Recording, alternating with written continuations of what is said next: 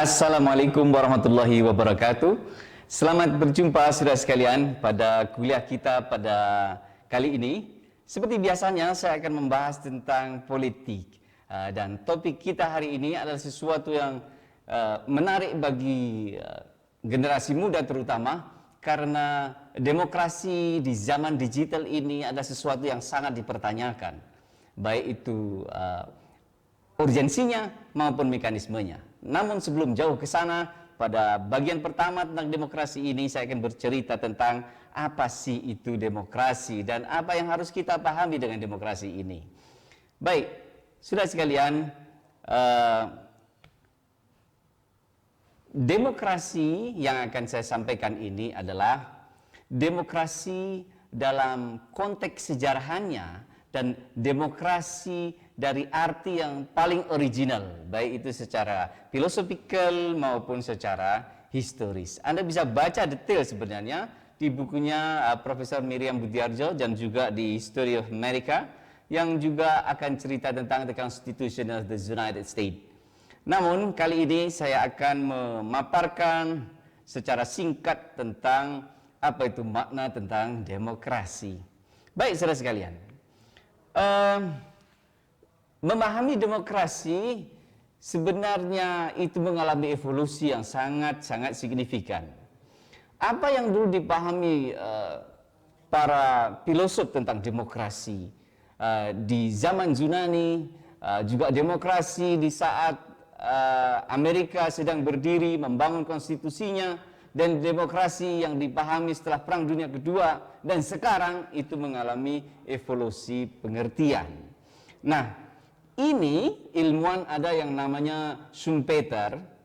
Ini pendapat sesungguhnya pendapat yang sangat akhir, pendapat setelah Perang Dunia Kedua. Ini sudah ilmuwan ketika New World Order, ketika dunia sudah dikuasai oleh negara-negara demokrasi. Jadi dulu sebelum Perang Dunia Kedua itu masih perkelahian antara komunisme dengan liberalisme atau demokrasi. Nah, pendapat Schumpeter ini sudah mengarah pada ketika dunia sudah dimenangkan oleh demokrasi.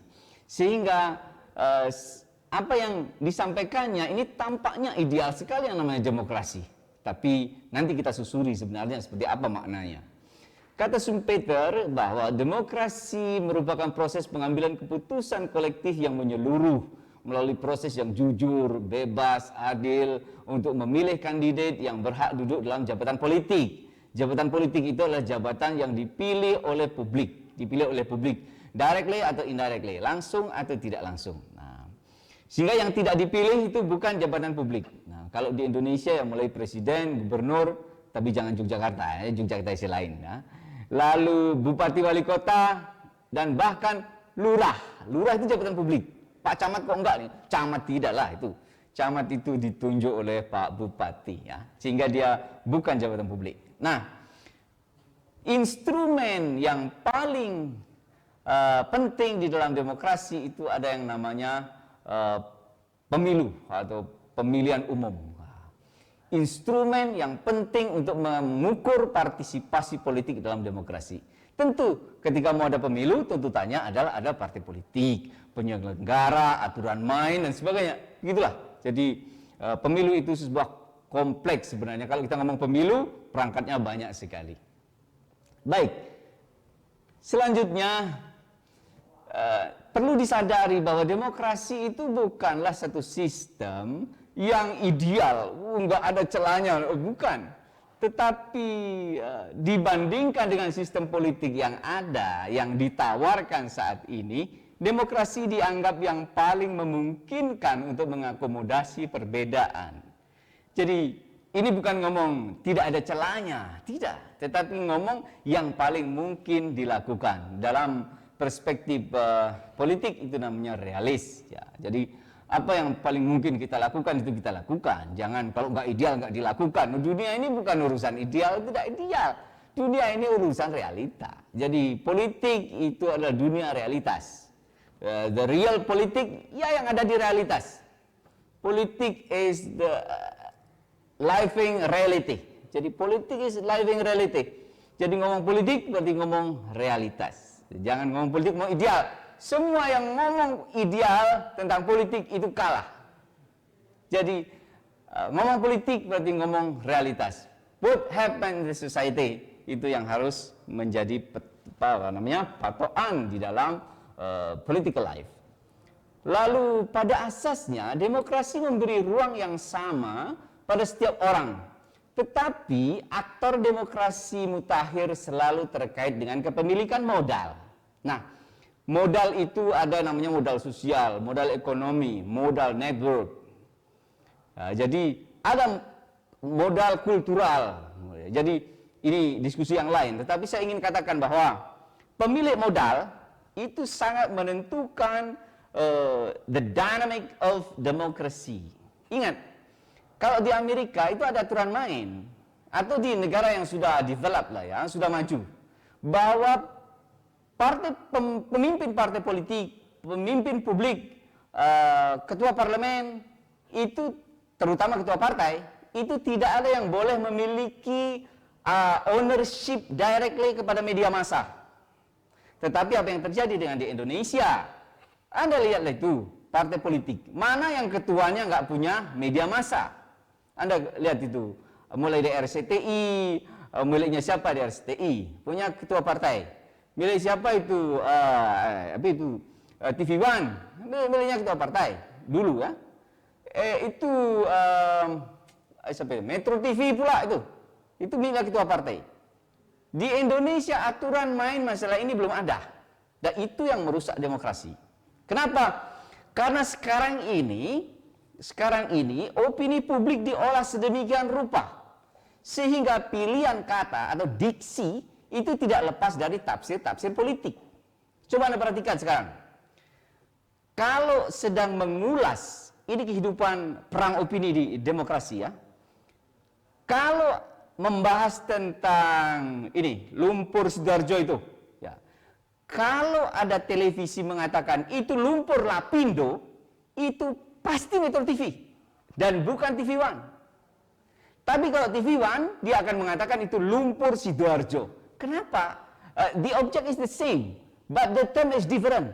Kenapa berbeda? Karena ada bias politik di situ. Begitu menggunakan kata lumpur Lapindo itu artinya masalah publik. Masalah publik bisa dibawa kepada pengambilan keputusan publik. Artinya kerugian akan ditanggung negara, dan itu yang terjadi. Ada 7 triliun untuk compensation dan sebagainya. Tetapi Metro TV bertahan bahwa lumpur itu lumpur Lapindo. Kenapa? Lapindo itu nama perusahaan. Artinya apa? Semua risk di situ cover by perusahaan. Mestinya jangan minta pada pemerintah, tetapi mintalah pada perusahaan itu. Dulu kan miliknya bos partai yang lain. Nah, jadi di mata pemimpin Metro TV itu dia akan cenderung menggunakan itu lumpur Lapindo, nama perusahaan. Ya. Waktu itu pemimpin Metro TV masih oposisi, tapi sekarang sudah di pemerintahan. Itu lagi ceritanya beda lagi.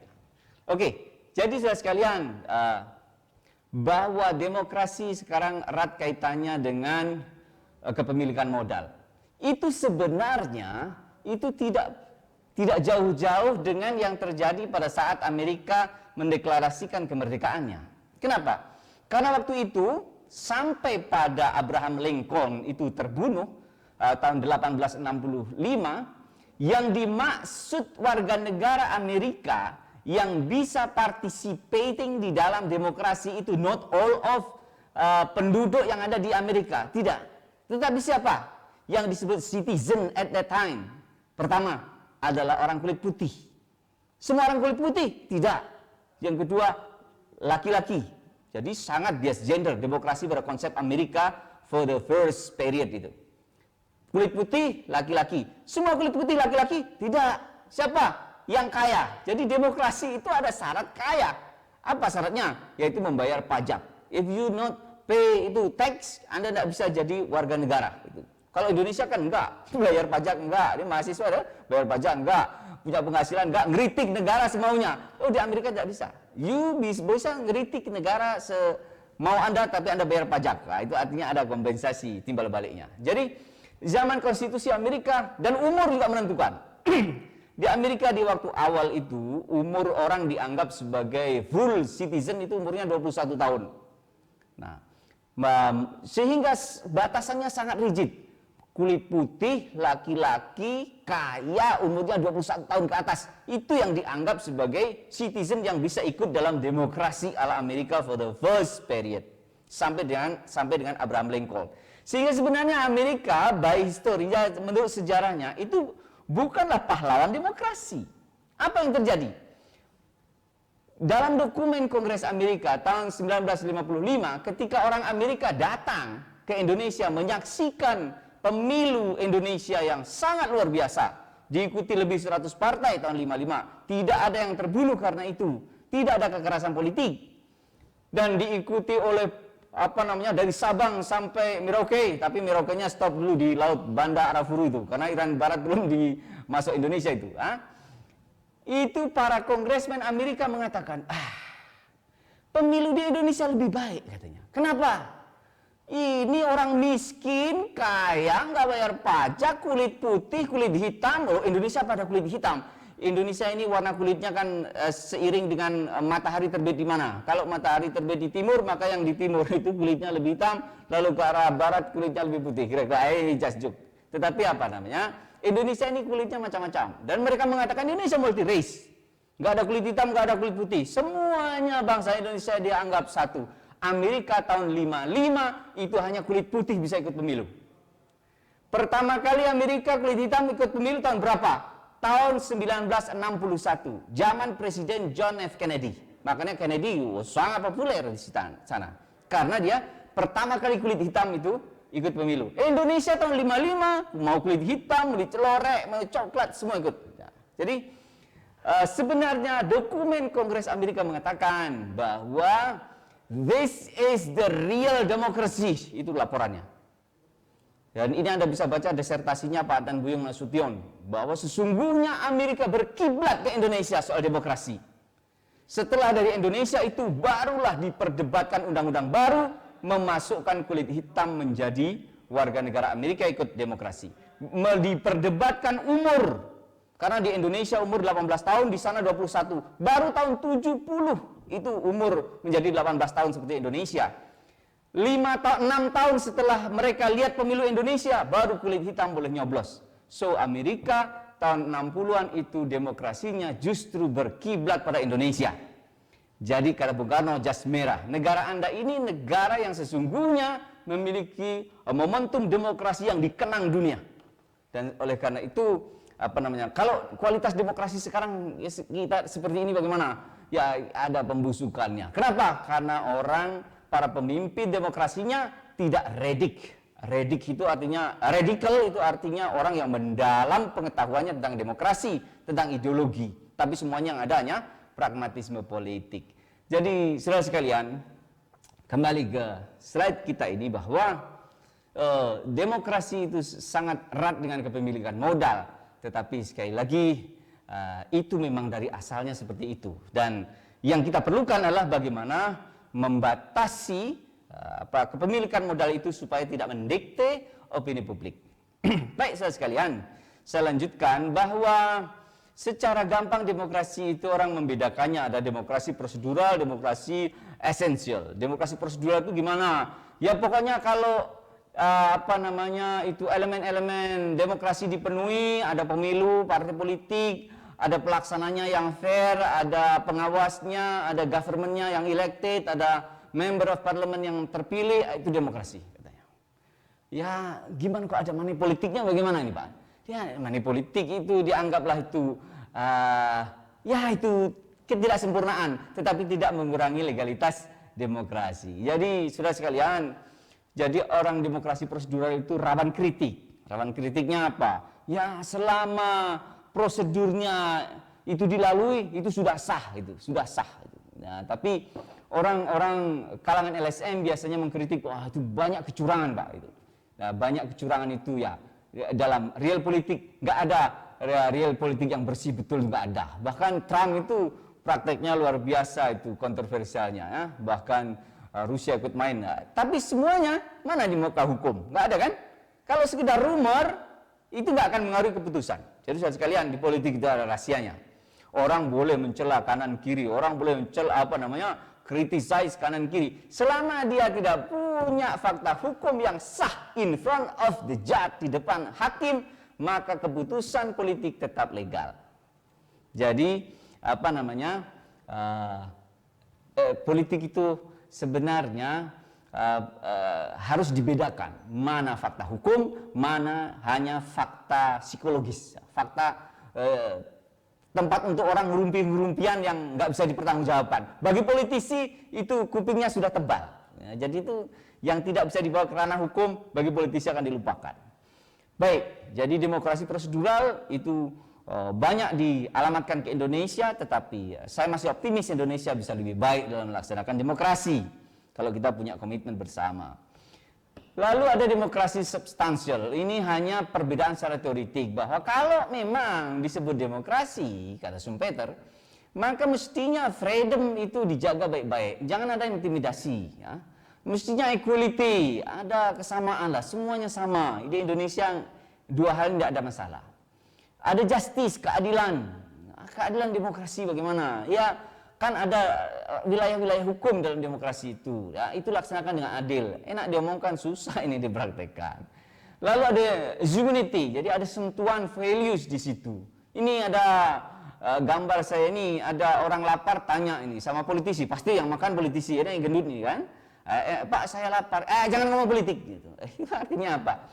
Jadi tidak semua hal itu dipolitisasi. Ya, ada politiking itu nggak ada, politisi nggak politiking ya. Jadi jangan semuanya dipolitisasi. Ya. Jadi ada hal-hal yang itu human sifatnya, itu ya tetap berada di wilayah human. Jangan politiking.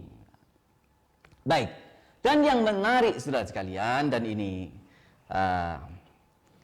slide penutup saya, bahwa demokrasi sesungguhnya bukan sesuatu yang ideal atau yang direkomendasikan oleh Aristotle. Aristotle itu merekomendasikan begini, memimpin satu negara itu nggak peduli. Bisa negara itu baik dipimpin satu orang. Satu orang mimpin negara, raja biasanya, tapi baik, dan baik bukan tapi ya.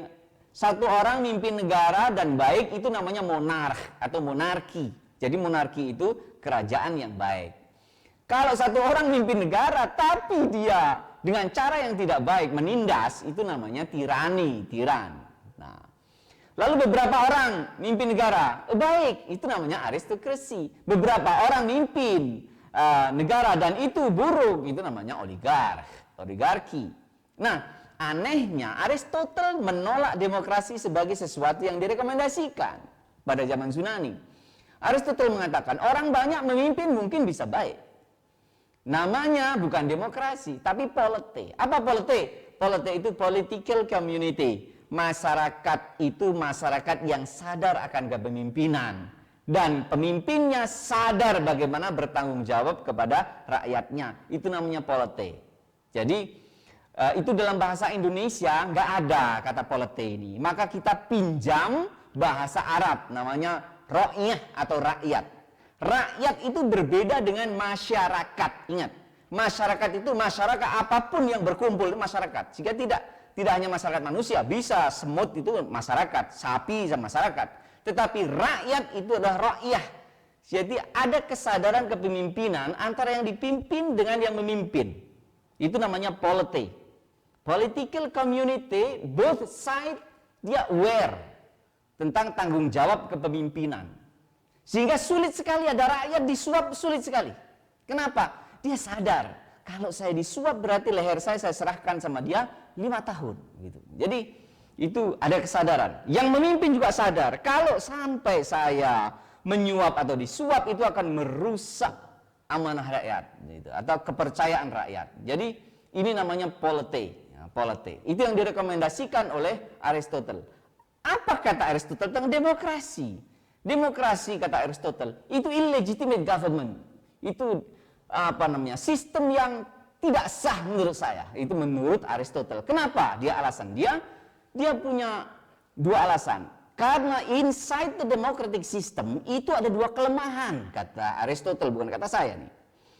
Pertama, people can buy vote. People can buy vote. Arti kalau sekarang itu namanya money politik. Money politik itu kita membeli suara.